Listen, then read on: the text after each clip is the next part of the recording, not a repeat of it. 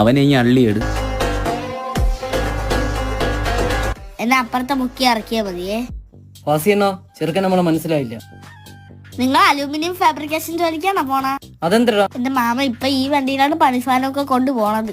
90s പേടി സ്വപ്നത്തിനാണ് മക്കളിപ്പോ ഇരിക്കുന്നത്. അപ്പൊ നിങ്ങൾക്ക് ഒറ്റ തുമ്പിയാ? നമ്മക്ക് പെണ്ണില്ലെന്ന് ഊക്കണ. ഉറക്കവനാ. ഈ കശത്തും കൂടെ ഒന്ന് അടിക്കാ. അണ്ണാ സ്പ്രേ മാറിപ്പോയി, കുഴപ്പമില്ല, എന്റെ അത്ര ഇരിപ്പുണ്ട്.